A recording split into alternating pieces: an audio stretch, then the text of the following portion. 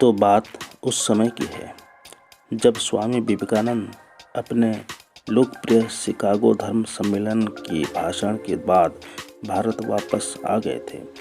अब उनकी चर्चा विश्व के हर देश में हो रही थी।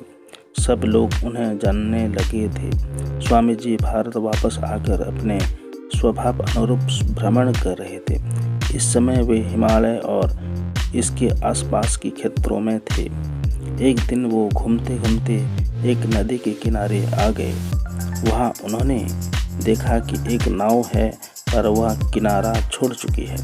तब वे नाव के वापस आने के इंतजार में वही किनारे पर बैठ गए। एक साधु वहाँ से गुजर रहा था। साधु ने स्वामी जी को वहाँ अकेला बैठा देख तो वह स्वामी जी के पास गया और उनसे पूछा, तुम यहाँ क्यों बैठे हुए हो?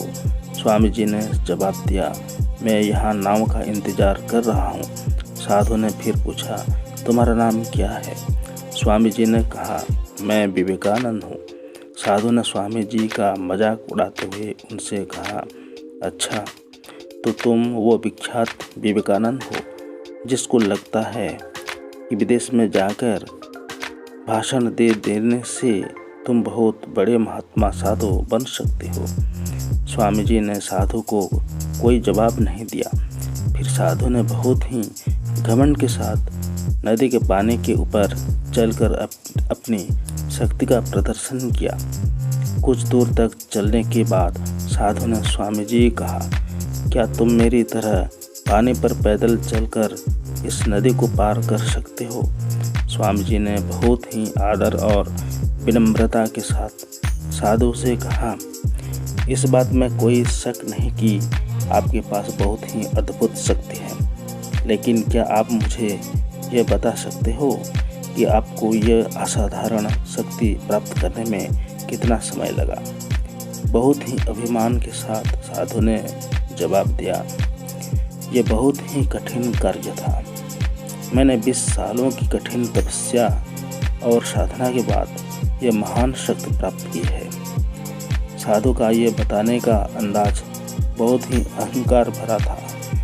यह देखकर स्वामी जी बहुत ही शांत स्वर में बोले, आपने अपनी ज़िंदगी की 20 साल ऐसी विद्या को सीखने में बर्बाद कर दिए जो काम एक नाव 5 मिनट में कर सकती है। आप ये 20 साल निर्धन बेसहारा गरीबों की सेवा में लगा सकते थे या अपने ज्ञान और शक्ति का प्रयोग देश और देशवासियों की प्रगति में लगा सकते थे, परंतु आपने अपने 20 साल सिर्फ 5 मिनट बचाने के लिए व्यर्थ कर दिए। ये कोई बुद्धिमानी नहीं है।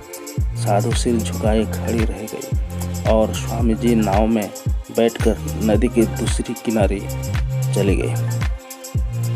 इस प्रकार इस कहानी ने हमें बताया कि ज्ञान और शक्ति का सही प्रयोग आवश्यक है।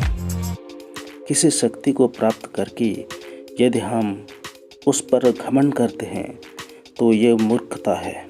शक्ति का सही जगह पर सही इस्तेमाल करना ही वास्तविकता में बुद्धिमानी है।